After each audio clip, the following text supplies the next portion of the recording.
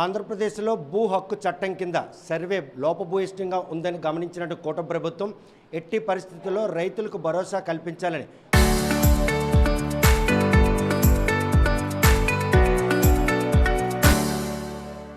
కొలువు తీరిన నాటి నుండే ఈరోజు కొత్త పాస్ పుస్తకాల జారీతో పాటు క్షేత్రస్థాయిలో భూ సర్వే ప్రక్రియ మాత్రం యుద్ధ ప్రాతిపదికన చేపడుతున్నారు.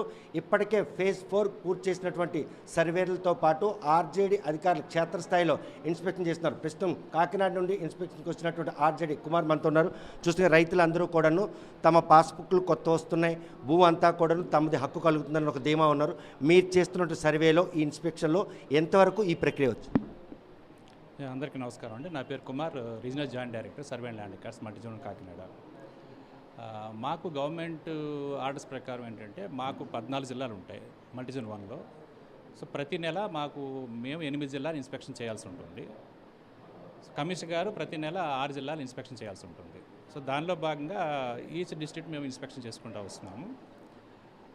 నిన్న పార్వతీపురం మన్యం ఇన్స్పెక్షన్ చేశాను, మొన్న విజయనగరం చేశాను. ఈరోజు మన శ్రీకాకుళం జిల్లా ఇన్స్పెక్షన్కి రావడం జరిగింది. సో మార్నింగ్ ఫీల్డ్ ఇన్స్పెక్షన్కి వెళ్ళాము మేము. హెచ్ఎల్ఎం మండలం షేక్ మహమ్మద్పురం. సో మెయిన్గా ఏంటంటే ఇప్పుడు ఏదైతే రీసర్వే మనం టేకప్ చేశామో మరింత మెరుగ్గా, అంటే పటిష్టంగా, పారదర్శకంగా, ప్లస్ అంటే చాలా యాక్యురేట్గా సర్వే చేయాలని గవర్నమెంట్ కాన్సెప్ట్. సో దానిలో భాగంగా నేను మార్నింగ్ ఫీల్డ్ ఇన్స్పెక్షన్ నేను మా ఏడీ గారు ఇన్స్పెక్టర్స్ కూడా చేయడం జరిగింది.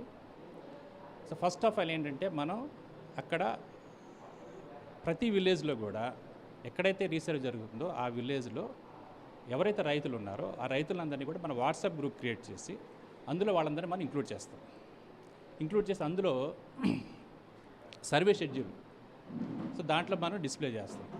ప్లస్ టైం టు టైం కూడా వాళ్ళకి మనం ఫోన్ ద్వారా వాళ్ళకి మనం కమ్యూనికేట్ చేసి ఎవరికి ఏ రోజు ఏ సర్వే నెంబరు రీసర్వే జరుగుతుందో మనం తెలియజేస్తాం. సో వారు కూడా చాలా బాగా చేశారు. దాదాపు మొత్తం ఎంతమంది 5,000 మంది కదా, 5,000 మంది ఆ గ్రామంలో ఉంటే సో మ్యాక్సిమం వాళ్ళందరినీ కూడా ఒక 3 గ్రూపులుగా వాట్సాప్ గ్రూపులుగా పెట్టి వాళ్ళందరినీ కూడా టైం టు టైం ఇన్ఫర్మేషన్ ఇస్తున్నారు.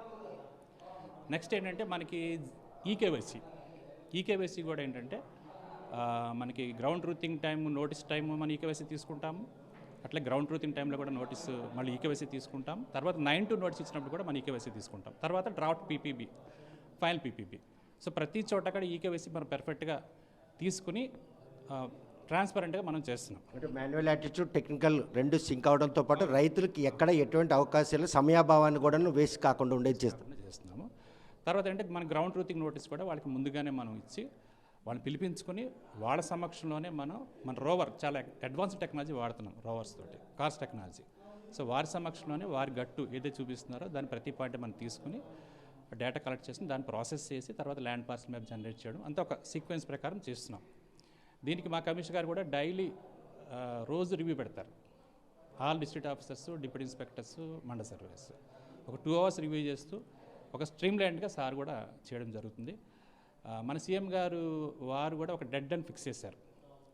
నెక్స్ట్ ఇయర్ మార్చ్ ఎండింగ్ కల్లా మొత్తం స్టేట్లో ఉన్నటువంటి అందరికీ కూడా ఎవరైతే ల్యాండ్ హోల్డర్స్ ఉన్నారో వాళ్ళందరికీ కూడా పట్టాదారు పాస్బుక్లు ఇవ్వాలని వారు ఒక కృత నిశ్చయంతో ఉన్నారు. ప్లస్ గవర్నమెంట్ కూడా ఇప్పుడు మనకి పట్టాదారు పాస్బుక్ కూడా మీకు ఒక 13 సెక్యూరిటీ ఫీచర్స్ తోటి చాలా ఒక పకడ్బందీగా పాస్బుక్లు తయారు చేసి వారికి పంపిణీ చేయడం జరుగుతుంది అన్నమాట. సో ఈరోజు ఈ జిల్లా ఇన్స్పెక్షన్ ఇప్పుడు అయింది. మధ్యాహ్నం జిల్లా మొత్తం రివ్యూ చేస్తాం. మీరు చేస్తున్నటువంటి ఈ ప్రయత్నంలో ఎటువంటి టెక్నికల్ ప్రాబ్లమ్స్ మీ ఈరోజు క్షేత్రస్థాయిలో ఫేస్ చేయాల్సి ఉంది?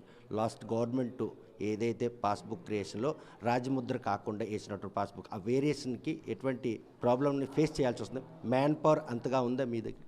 ఉందండి. మనకి యాక్చువల్గా ఏంటంటే 11,158 విలేజ్ సర్వీస్ పోస్టులు శాంక్షన్ జరిగింది. దాంట్లో ప్రజెంట్ మనకి 9,840 విలేజ్ సర్వీస్ వర్క్ చేస్తున్నారు.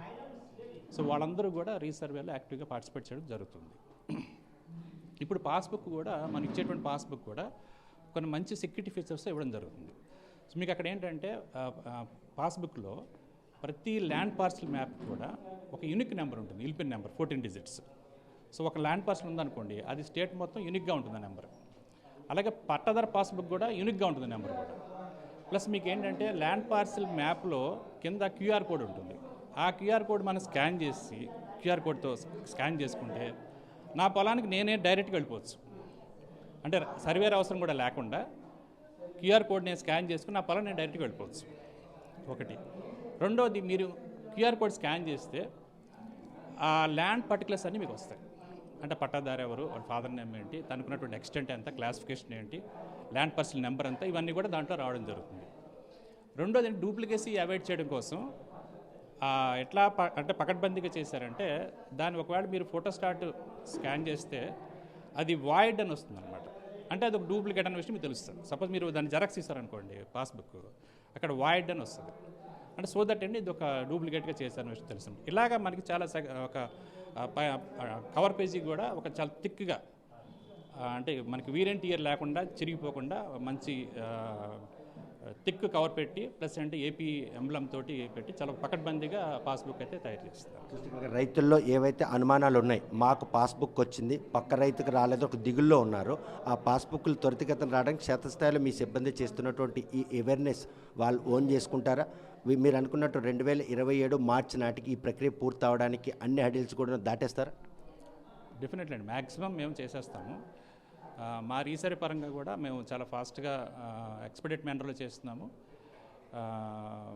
మా సర్వే డిపార్ట్మెంట్ సైడ్ కూడా విఎస్ లాగిన్ విఆర్ఓ లాగిన్ మనమే చేస్తున్నాము. తర్వాత రిమైనింగ్ ప్రాసెస్ కూడా ఫాస్ట్గా రెవెన్యూ డిపార్ట్మెంట్, అంటే మొత్తం ఒక రీసర్వే టీమ్, ఇటు సర్వే డిపార్ట్మెంట్ అలాగే రెవెన్యూ డిపార్ట్మెంట్ ఒక జాయింట్ ఎఫర్ట్ తోటి చేస్తున్నాము. డెఫినెట్గా సీఎం గారు ఫిక్స్ చేసిన టైం లైన్కి అయితే రీచ్ అవుతాం షూర్లీ. వ్యవసాయ ఆధారిత ఆంధ్రప్రదేశ్లో మాత్రం రీసర్వే ప్రక్రియ కొంతమంది రైతుల పాలిట శాపంగా మారింది. ఈ విషయాన్ని ఆదిలోనే గమనించినటువంటి కూటమి ప్రభుత్వం ఎట్టి పరిస్థితుల్లో కూడా ఈ రీసర్వే విషయంలో భూ హక్కు యజమాని ఎటువంటి ఆవేదన లేకుండా తమ పాస్బుక్ను పొందే విధంగా చాలా మెలకువలు, అంటే 2027 మార్చి నాటి ప్రతి రైతుకు కూడా తమ సొంత భూ హక్కు పాస్బుక్ ఇచ్చేందుకు తీసుకున్నటువంటి చర్యలన్నీ కూడా సఫలమైతే అనుకున్న సమయానికి ముఖ్యమంత్రి ఆకాంక్షకు అనుగుణంగా తమ కమిషన్ ఆదేశాల మేరకు సిబ్బంది క్షేత్రస్థాయితో పాటు దేనికైతే ఈరోజు సర్వే నిమిత్తం వచ్చారో క్షేత్రస్థాయిలో కూడా సిబ్బంది పనితీరును కూడా కొనియాడుతున్నారు. రైతుకు భూ హక్కు చట్టం కింద రాజముద్రతో కూడుకున్నటువంటి పాస్బుక్ జారీ విషయంలో ఆంధ్రప్రదేశ్ తీసుకున్నటువంటి ఈ నిర్ణయం తూచా తప్పకుండా పాటించేందుకు అధికారులందరూ సిద్ధంగా ఉన్నారు. క్షేత్రస్థాయిలో వారి తోటి సిబ్బంది కూడాను రైతుకు ధీమా కలిగించే పాస్బుక్ జారీ కోసం చేస్తున్న ప్రయత్నం ఇప్పట్లోగా ఫలిస్తుందన్న విషయం వేచి చూడాల్సింది. వీడియో జర్నలిస్ట్ రామకృష్ణతో సత్యం, RTV శ్రీకాకుళం.